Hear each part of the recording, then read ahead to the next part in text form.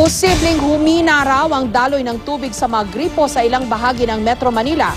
Ayon sa NWRB o ang National Water Resources Board, pag-aaralan daw nila kung babawasan nila ang alokasyon ng tubig sa pangambang magtutuloy-tuloy ang pagbaba ng water level sa Angat Dam.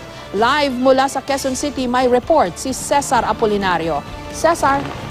Jessica, alam mo kung bubuksan ang mga nanonood sa atin sa State of the Nation ang kanilang mga gripo, nako hindi pa natin mararamdaman ang epekto ng patuloy na pagbaba ng tubig sa Angat Dam.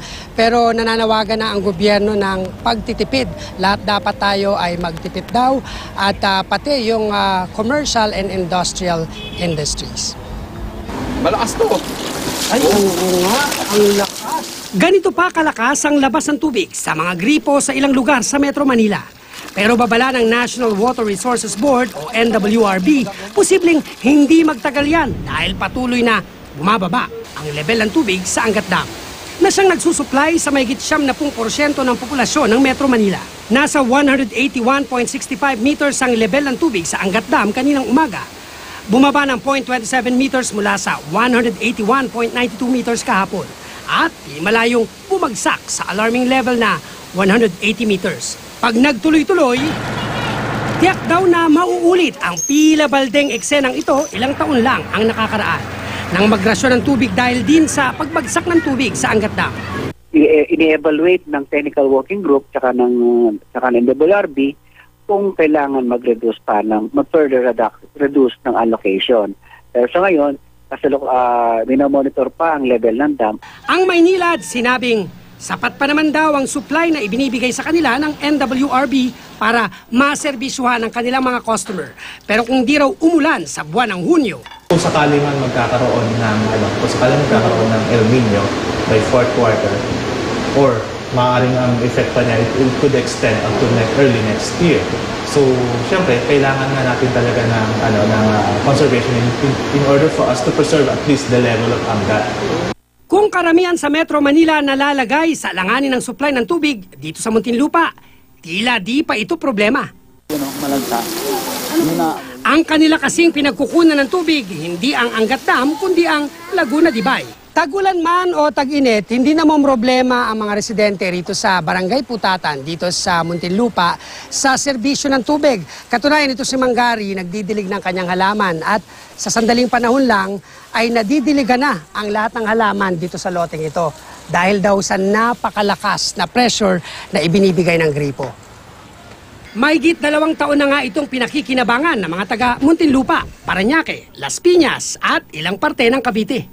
Taong 2011, nagsimulang mag-operate ang Maynilad Water Treatment Plant sa Muntinlupa na nagpoproseso ng tubig na galing sa Laguna Dibay. 300 million liters a day o katumbas na 1.5 million na drum ng tubig ang inaprubahan ng Laguna Lake Development Authority o LLDA para sa Maynilad na pinakikinabangan ng mga residente sa Alabang, Muntinlupa, Parañaque at Las Piñas at ilang parte ng Cavite gaya ng Bacoor at Dasmariñas.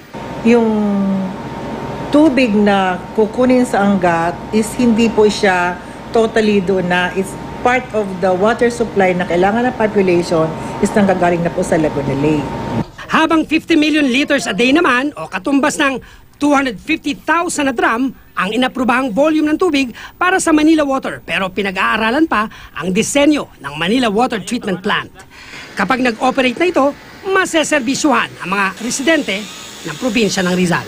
Ang mangyayari naman yan, pag nag-reduce further, may papasok naman na tubig alat from Manila Bay. Yung tubig alat na yun, makakatulong naman yun para sa paganda ng tubig, mas magkakaroon ng clarity yung tubig, mas magiging mabilis yung paglaki ng mga isda. Jessica, yan ang sinasabi ng LLDA, no? Kumbaga, dalawa yung pinupukol na tulong. Una, yung sa tubig na siniserbisyo sa mga tao. At yun namang mga isda na nakikinabang sa tuwing nababawasan itong Laguna Dibay. At dahil nga pag tag-ulan ay umaapam ang tubig sa dagat, ay pumupunta naman dyan sa Laguna Dibay. Ngayon nga malungkot, Cesar, alam na natin lahat ng mga senaryong yan dahil pinagdadaanan natin taon-taon at kada ilang taon na nagkakaroon tayo ng tagtuyot at El Nino, alam na rin natin na kukulangin tayo sa tubig. Pero ang tanong nga, lagi, bakit hindi natin, na-anticipate natin yung mangyayari, pero hindi natin nagagawa ng remedyo o yung mga learnings from past experiences, yung mga past episodes ng El Nino, naisa sa ayos ba yung mga problema?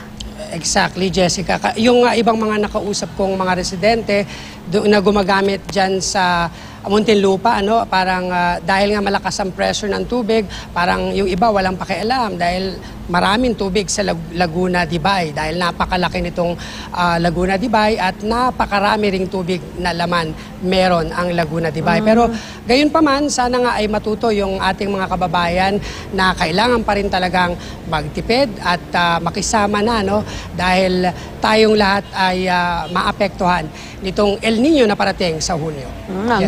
Ang hirap nga kayang mawalan ng tubig, no? Mahirap Marami hindi sa atin, maligo. Dehims Goli. Maraming salamat sa iyo, Cesar Apolinar.